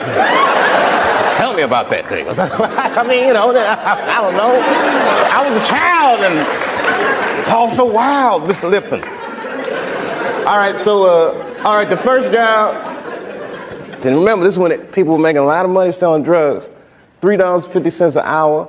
August, I had to dress up in a cookie costume. Not bullshitting, with a cookie costume with chocolate chips and a big chocolate chip on my head, sweating. And I had to hand out flyers for this place called the Cookie Bag. When I started at Duke Ellington, it was like you go to school from 8 o'clock in the morning till at least 5 o'clock at night. So work stopped for a while. And then, you know, that nightclub thing kicked in. Was your early comedy autobiographical? Still don't talk about myself. It isn't. It's yes, but never directly. I don't want to give away my secret recipe. But originally my plan was I'll go to school and then after I graduate I'll start stand-up. But then I was like, I'm going to the club after school. It's Tuesday, so I'm going to go to that open mic night. I had been practicing with the candlestick in the mirror. I felt like I was ready. And I told my family I was going. I told my mom, you know, I'm going. I don't want you to come. I want to go by myself. It's something I got to do and whatever. So, of course, she shows up with my grandmother and my brother. The MC introduced me. I can remember the introduction. You know, folks, everybody's got to start sometime, and tonight is this young man's first time on stage. Who knows? Exactly what it says. Who knows? You may be witnessing the birth of a star. Please welcome Dave Chappelle. And I went up there, man, and I was scared. And I used to look at my feet when I started. And I said the first joke, looking down at my feet, and they laughed. And then I looked up like, holy. And then I looked back down at my feet and said, no. And after the set, you know, the crowd was going crazy. I think I did 2.5 minutes, but they were going crazy. I was 14, probably looked like I was 11. Jesus. I was telling jokes about Jesse Jackson running for president and Alf spaceship landing in a black neighborhood. Because before I got on, I was scared, and I told my grandmother, like, you might hear me say some things that you might not want to hear your grandson say. And she said, just relax and do that shit. I said, whoa, I never heard it come. So it went great. And then here's the kicker. So then I go to school the next day, you know, feeling like $1 million. And I go and I'm telling all the kids at school, guess what I did last night? Comedy club. Ripped, the crowd was going crazy, you know. And you know what they said? Cool. And it was the beginning of a dual life. By day, I was Clark Kent. And at night, I was Superman. You know, pretty girl in school might look at me and be like, oh, Dave, he's so funny, but I wouldn't date him. But at night, I'd date women your mother's age, if I wanted. Did you move to New York to do some stuff? Yeah. I said, I'm going to go to that Apollo and rip that mug. I went for the regular Wednesday amateur night. When I say I got booed off stage, God. I still remember that boo. I'd never been booed off stage before, but I just remember looking out and seeing like everybody booing, everybody. Even old people. I was like, who boos a child pursuing his dreams? Like, this is the meanest crowd in the world. And that sign went off, and that dude comes out tap dancing. Sandman. Sandman. I wanted to choke the shit out. I hate you. And that was the best thing that ever happened to me.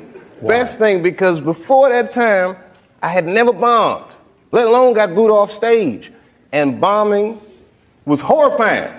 Nobody wants to bomb. Nobody, you know, when people say you do comedy, what happens if nobody laughs? I don't know. So that night was liberating because I failed so far beyond my wildest nightmares of failing that it was like, hey, they're all booing. My friends are here watching, my mom. This is not that bad. And after that, I was fearless. To get into the New York comedy circuit is a very closed circuit.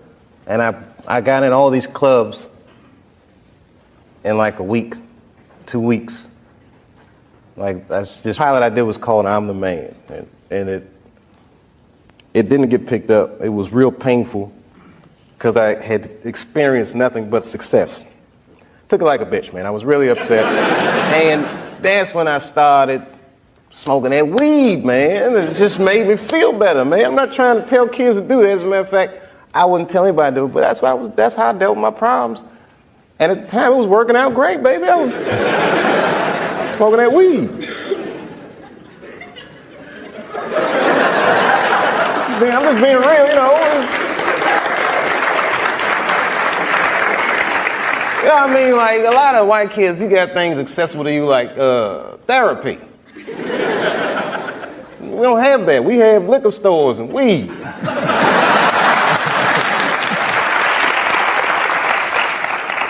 You've called The Nutty Professor one of your favorite film assignments. Why? I just remember the first day of work, and I'm walking on the set, and this fat dude comes up like, hey, man, you're real funny. I'm like, thanks. Oh, yeah, Eddie Murphy. He had that makeup on, and he knew my jokes. He started telling obscure jokes I did, like he knew them. And every day we would do takes, man. I mean, somewhere this footage exists. And when they say cut, I mean, those extras would be cheering. I mean, it was like me and Eddie we would dance. And Eddie would drop these jewels on me, you know, when we're working. He's a real wise dude. Seen a lot of Eddie Murphy. And he was the guy that was like, you got to start writing. He was like, the way you tell jokes, you think in pictures, and you can write. You should start doing it.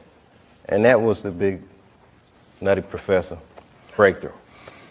In The Nutty Professor, Dave plays a severely manic comic named Reggie Warrington, who uses his comic skills to humiliate Eddie Murphy as the hapless Sherman Klump.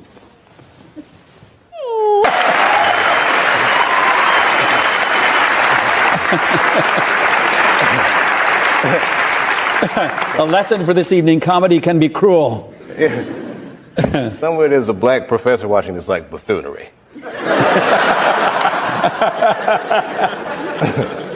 But that made me laugh saying that, because I remember when I said who was sucking whose titties land, and Eddie was like doing the Sherman, and he was drinking, and then I said it, and water shot out of his nose. And he said, I'm sorry, I wasn't expecting that. And that was the best feeling, like, to make Eddie Murphy break characters was very, to this day, man, forget the Emmy nomination, that was the best. Who wrote Half Baked?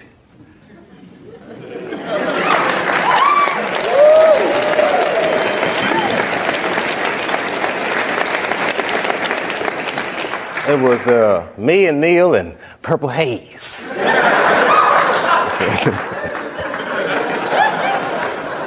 Tell us about that writing process.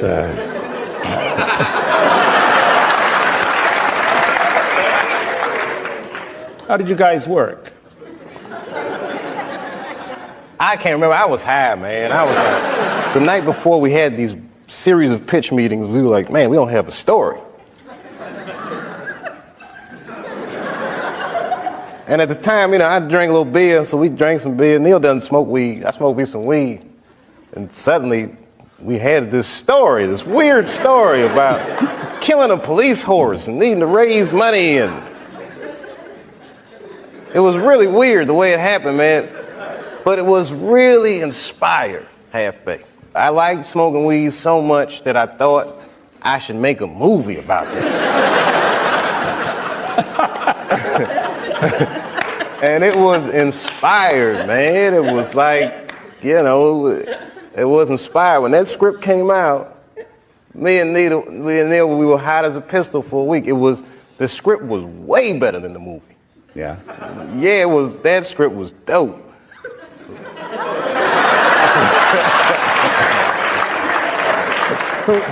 Dave, who do you play in the movie?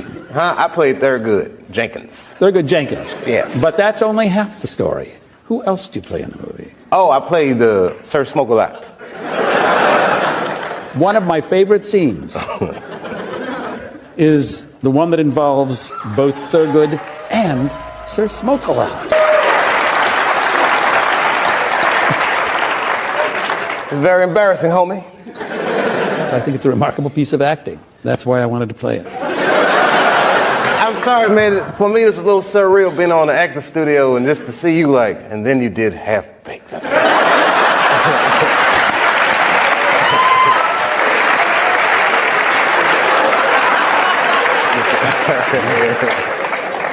When Martin Lawrence was in that chair, we talked about Blue Streak. I love that dude. He played a role in your life, I believe. How do you feel about him as a person, as an artist? Martin Lawrence is the guy that showed everybody you can make it from D.C. to Hollywood. And I had a personal stake in his success. Every time he did something, it made me feel inspired and really good. And he was always real nice to me. He'd sit me down, what's going on with you, baby boy? What? We'd talk about comedy, whatever. And, you know, when we did Blue Streak, we were promoting it, and Martin had a stroke. He almost died. And then after that, I saw him, and I was like, oh my God, Martin, are you okay? And he said, I got the best sleep I ever got in my life. That's how tough he is. So let me ask you this. What is happening in Hollywood that a guy that tough will be on the street waving a gun, screaming, they are trying to kill me? Yeah. What's going on?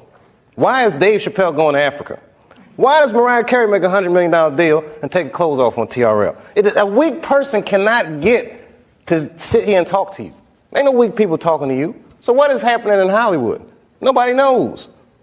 The worst thing to call somebody is crazy, is dismissive. I don't understand this person, so they're crazy. That's bullshit. These people are not crazy. They're strong people. Maybe the environment is a little sick.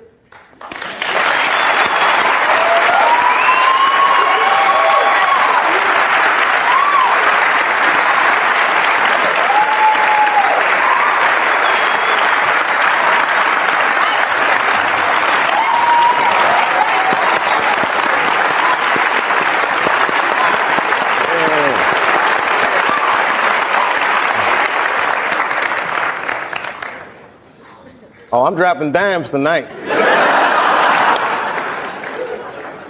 I've had a long year, Mr. Lipton. We're on our way. What did you mean, Dave, when you described your father's death in 1998 as the beginning of a terrible decline? I was 23 when I was doing Half-Baked. I was getting ready to turn 24. And I was going through all the things that a dude goes through when it goes from one level to the next. I was starring in a movie that I wrote. So things start getting crazy around you. Yeah. And my 24th birthday was coming on August the 24th, and I said, this is going to be a big one. And the morning that I turned 24, phone rang, and my sister was like, Dad had a stroke. For the next year, I watched my father teeter on life and death. And it was just all this stuff, man. Like Dad was dying, the Half-Baked didn't come out the way I wanted it to come out. I was real upset about that. Because it was a real cool script, and then I saw it, I was like, hey man, you made a weed movie for kids. And it wasn't for kids, the script, you know. It was all these things, so much pressure. Africa. Then I was in Ohio. I get a call on my cell phone from Hollywood. I'm like, hello, Hollywood. They're like, hello, Dave. They're like, that pilot you did for Fox, looks like they want to pick it up. We need you to come out because they want to meet with you. And I was like, well, listen, I can't really come out right now. Got a real bad situation at home. Can we talk about this on the phone? No, they would rather meet with you in person. But you know, like the horror that they turned us into, I jumped on that plane and left my father's bedside, which I regret to this day. And I went out and I sat with these people in this room. And if you can imagine a large circle of people, and I was 12 o'clock, the black dude. Yeah, Dave, we really liked the show, but the pilot episode was about me getting booed off stage at the Apollo. They go, but what are we going to do about it? I mean, there's not really any white people in it. So, well, it's about the Apollo. It's not really white. Well, we were thinking about the girl on the show. We didn't think she was that funny, not that good looking. I think we should recast her, maybe. And they started using terms like universal appeal. Basically saying they want me to recast a girl with a white woman. I said, yeah, I don't think I can do this, and I quit. On the cover of Variety, Chappelle pulls the race card. The race card. And I get calls from Newsweek, 60 Minutes. Everybody, we want your story. Now I'm scared to death. I'm like Rosa Parks or something. I'm like, I'm not ready for this. I was just venting a little bit. And then, a few months later, Dad dies. And that's hard for a young dude in his life. That's a real tough loss. I was there when he died. And he went from being my father to what are we going to do with the body? Within moments, it was over. And I'm going through all this stuff, and this is the guy I would usually talk to, right? Dad. Now I got to figure this out for myself. I don't want to figure this out for myself. You know, I was beat down. I wasn't living right. You know what I mean? Like, the weed thing was just a bad habit at this point. And you know what I mean? All these, you know, chicken head girls you mess with when it comes with the territory. I'm just being real. Just being real.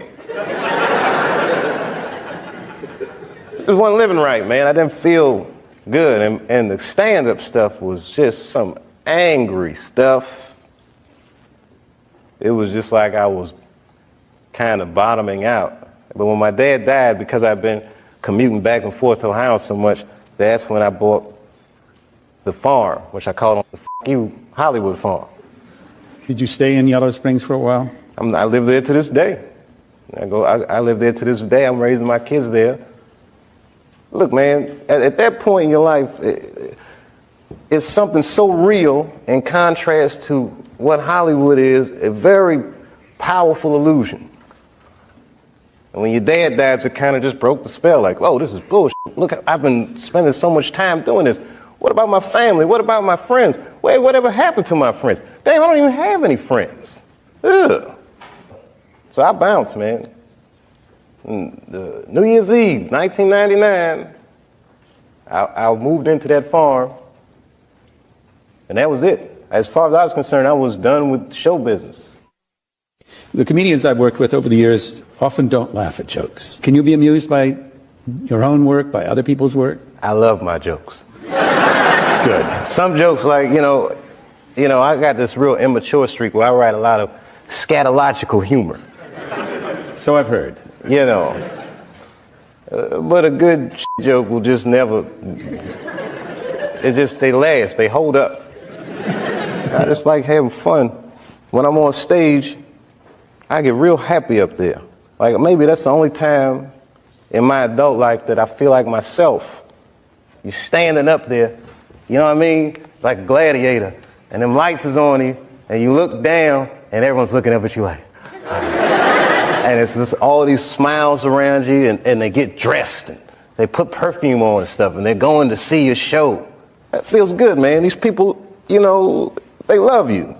Even if it's for a minute, they really do. They love you, man. You know, it's like it's a love fest. Good feeling. Yeah, it's the best feeling, man. I love stand-up. In 2000, you taped a concert for HBO. Yes. Called Killing 'Em Softly. Killing 'Em Softly.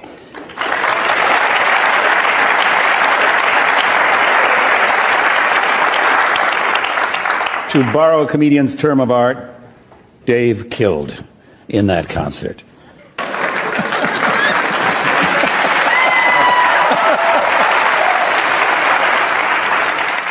The setup for this is that his limo driver says he's got to stop somewhere. So he stops in the ghetto. And it's Dave in the ghetto in a limo. Yes. Huh? He gets it. That's it. But the thing is that you do exactly what a honky would do in the ghetto. You lock the doors, exactly right? So you have ambivalent feelings. You're drawn to it, and And I'm afraid. Listen, man. Black people don't like the ghetto. Like you and me, you mean? Yeah. Nobody wants to live in the ghetto, but the joke is so dope. Man, I got celebrity hunting season. Doesn't matter what I say, they're gonna get everybody eventually. Like, look, I don't think I did anything wrong, but we'll see.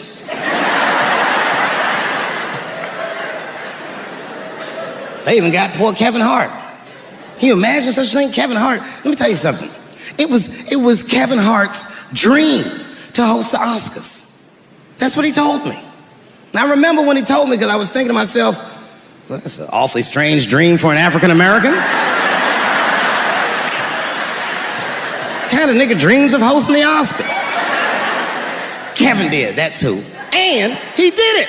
Against all the odds, Kevin became the most famous comedian this world has ever seen, and he got the job that only one black man before him had had. He was going to host the 80th Oscars. And I don't know what you know about Kevin, but I know Kevin Hart is damn near perfect. As close to perfect as anybody I've ever seen. In fact, Kevin is precisely 4 tweets shy of being perfect. 10 years ago, Kevin had made some very homophobic comments. And I'm not going to repeat what he said, because this is Atlanta.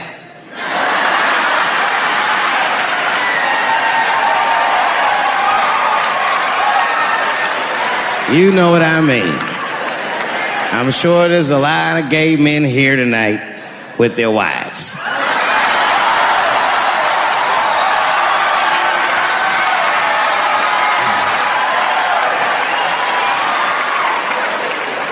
Far be it from me to offend anybody. All right, I'll tell you what he said. But just remember, these are not my words. These were Kevin's words. And it was a long time ago. And I'm paraphrasing because I'm not good at telling other people's jokes. Okay, Kevin said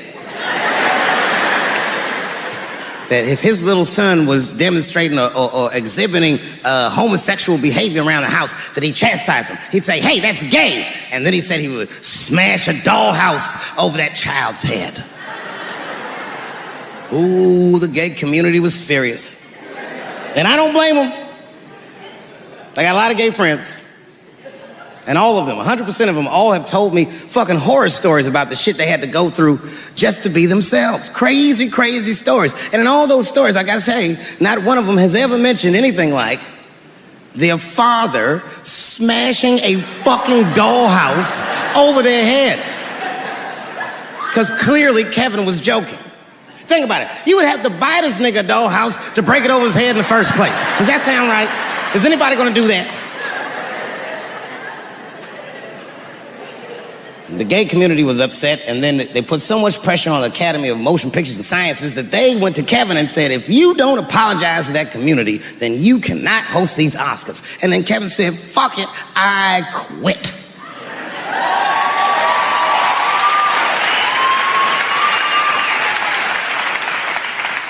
And then he went on every talk show in America and apologized for 6 weeks.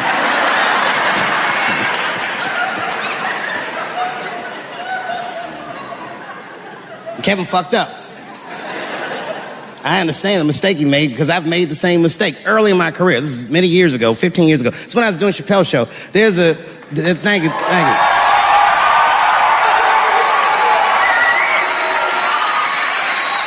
On network television, they have a department that's called Standards and Practices. This is the department that tells you what you can and cannot say on television. And if you're doing your job well, you should never hear from them. But if you're making a Chappelle Show, you'll hear from these motherfuckers all the time. And remember, this is 15 years ago. I made a mistake. I didn't even know I had done anything wrong. I had written a sketch that had the word faggot in it.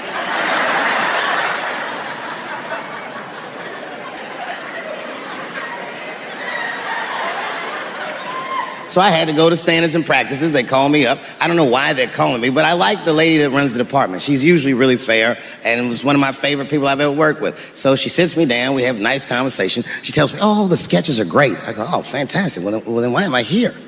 She said, because, David, there's no way that you can ever say the word faggot on our network. I didn't know I did anything wrong. I didn't try to defend myself. I said, all right, fuck it, I'll take it out. Have a good afternoon. And as I was leaving, it occurred to me, hey, Renee, quick question. It's just a question. Seriously, I want to know, like, why is it that I can say the word nigger with impunity?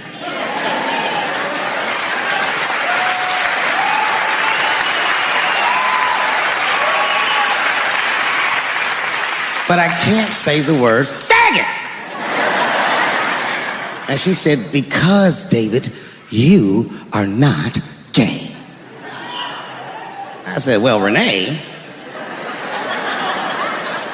I'm not a nigger either.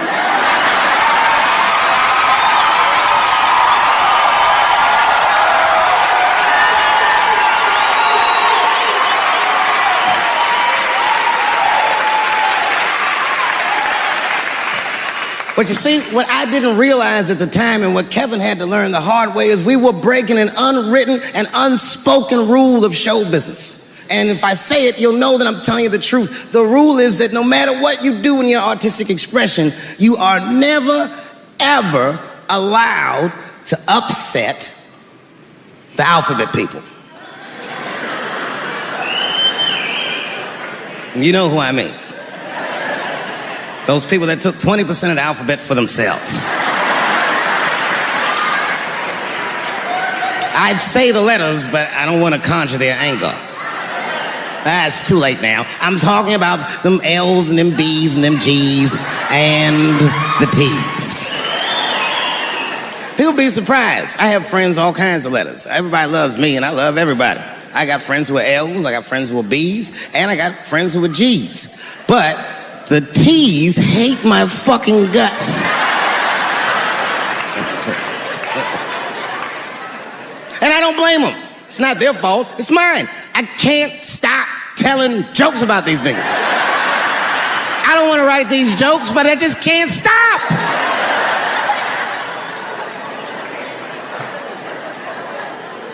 You know, you hear all those letters together all the time, LBGT, LBGT, and you think it's just one big movement. It's not.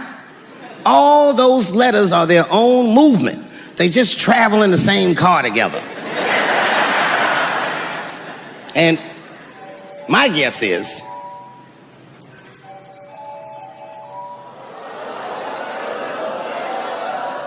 what is this, high school? This nigga probably got a babysitter or something. Go on and answer your phone, nigga. Just get that shit out of here. I'm in the middle of something important. Wouldn't it be funny if we made fun of him? He's like, and he went outside like, hello? Mama's dead. Oh no! Mama's dead.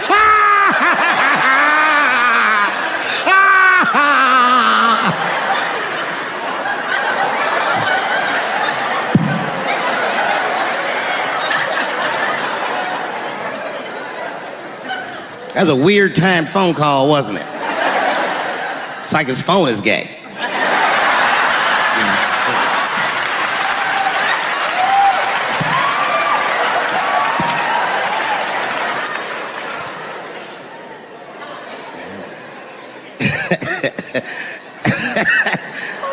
Like I was saying, my guess is the G's are driving that car. That makes sense to me, because there's white men in the G's. And these people are trying to get around discrimination and oppression. And you know how white dudes are. We know these roads. In fact, we built these roads. The rest of you buckle up. We'll get you to where you want to go. So the G's are just driving the car.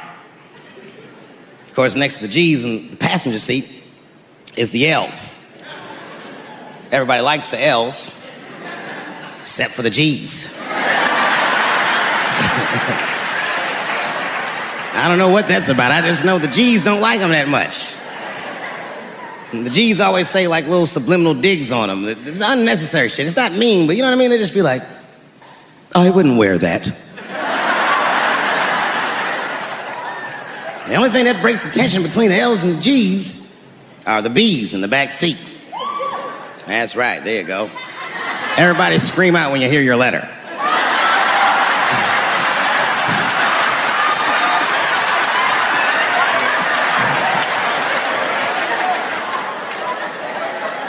If it's one thing that the L's and the G's agree on, is that the B's are fucking gross. They seem greedy to the L's and the G's, you know what I mean? They're just sitting in the back seat like, yeah, man, I'll fuck anybody in this car. What's going on, man?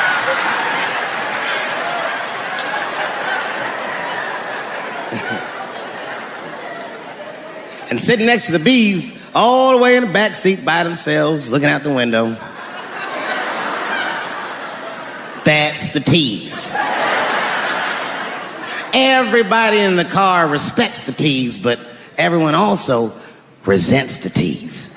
It's not the tease fault, but everyone in the car just feels like the tease are making the trip take longer.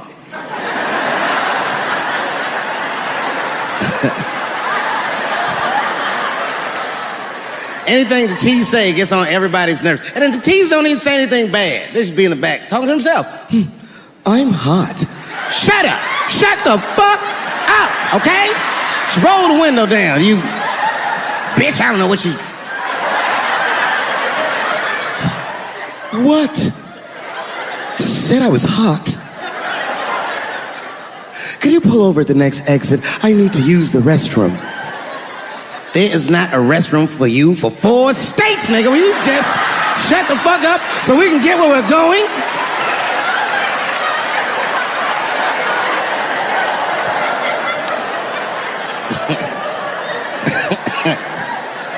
And just when that car can't get any more tense, the cues are a hitchhiker that they pick up on the road. Some white dude in booty shorts is walking down the freeway.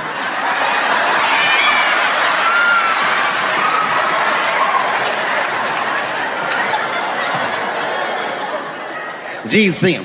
That guy might be one of us. Hey, are you okay? Need some help? And he come over there with them booty shorts leaning on the window. Hey, what's going on, fellas? Lady? Whatever pronoun makes you feel comfortable in the back.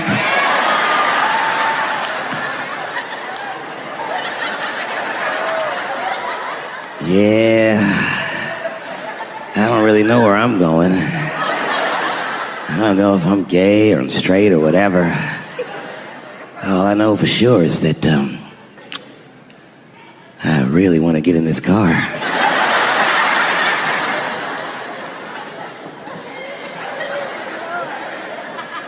And they make him get in and sit in between the B's and the T's. I feel bad for T's, but they're so confusing. And it's not all my fault. I feel like they need to take some responsibility for my jokes. Because I didn't come up with this idea on my own. This idea that a person can be born in the wrong body. But they have to admit, that's a fucking hilarious predicament. It's really fucking funny. If it happened to me, you'd laugh, wouldn't you? That wouldn't be funny if it happened to me? I think it would be. What if it did? What if I was Chinese, but born in this nigga body? That's not funny.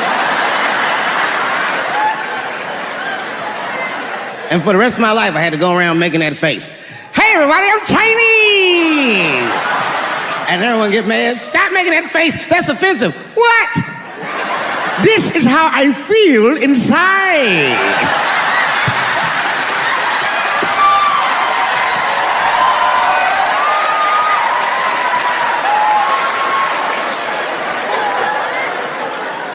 Hello, xin chào tất cả mọi người. Chào mọi người đã quay trở lại với buổi review sản phẩm của em Nan ngày hôm nay.